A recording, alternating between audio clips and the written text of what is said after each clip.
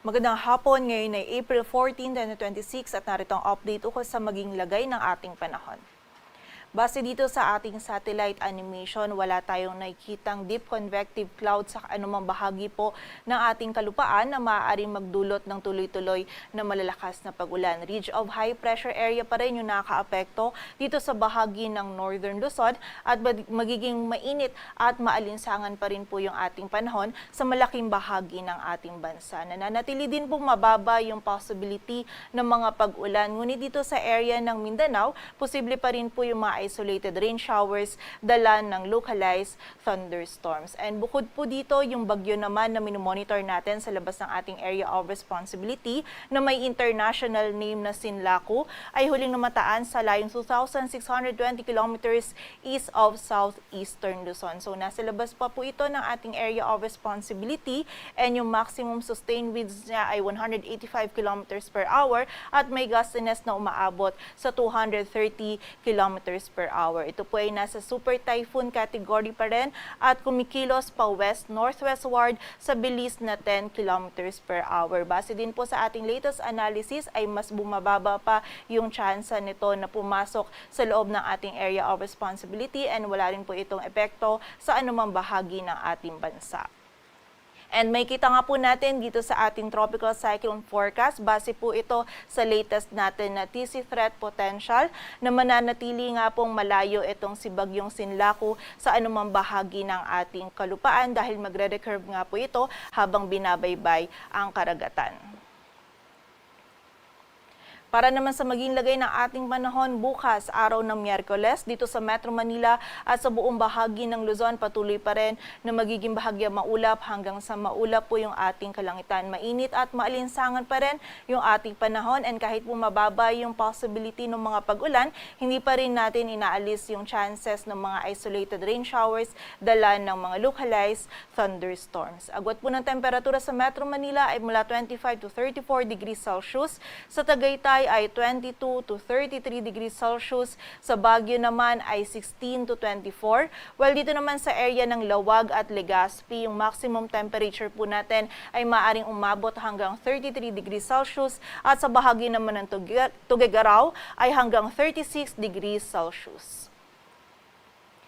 Dito naman sa area ng Palawan, maging sa buong bahagi ng Visayas at Mindanao, patuloy din po na magiging bahagya maulap hanggang sa maulap yung ating kalangitan. Mainit din yung ating panahon and pagsapit po ng hapon at gabi, possible din yung mga isolated o yung mga biglaan at mga panandaliang pag-ulan, pagkilat at pagkulog dito po sa area ng Mindanao. Dala pa rin ito ng mga localized thunderstorms. Agwat po ng temperatura sa Iloilo at Cebu ay mula 26 to 32 degrees Celsius, while sa Tacloban naman ay 25 to 33 degrees Celsius. Dito naman sa area ng Puerto Princesa at Kalayaan Islands, yung maximum temperature din po natin ay maaaring umabot hanggang 33 degrees Celsius. Sa Cagayan de Oro ay hanggang 32 degrees Celsius, while sa Zamboanga naman at Davao ay posible pong umabot hanggang 34 degrees Celsius.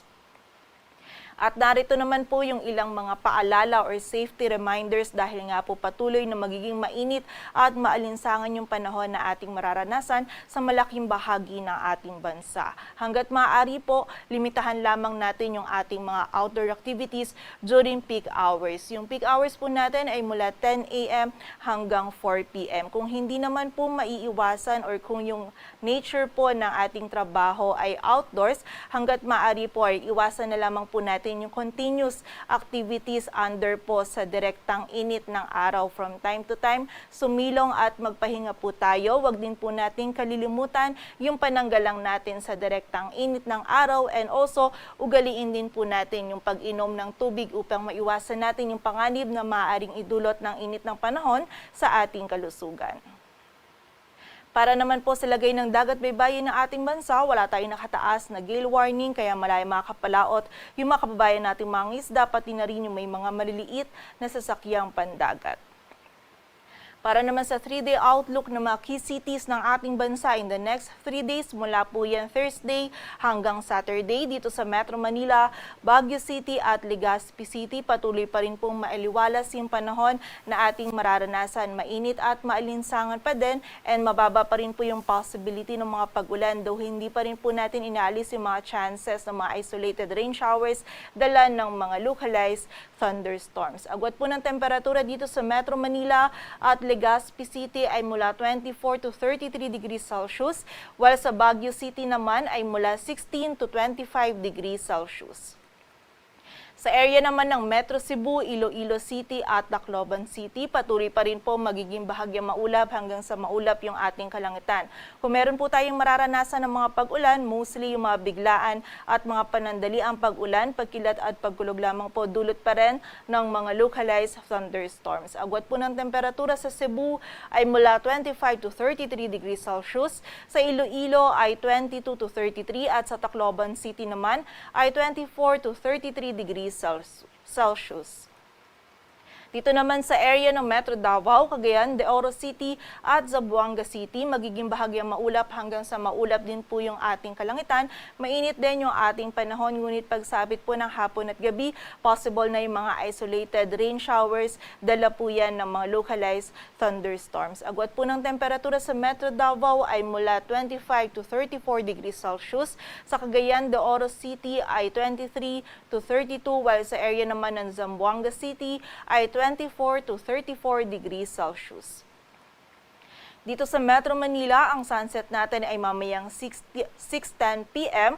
at ang sunrise naman ay bukas ng 5:43 a.m.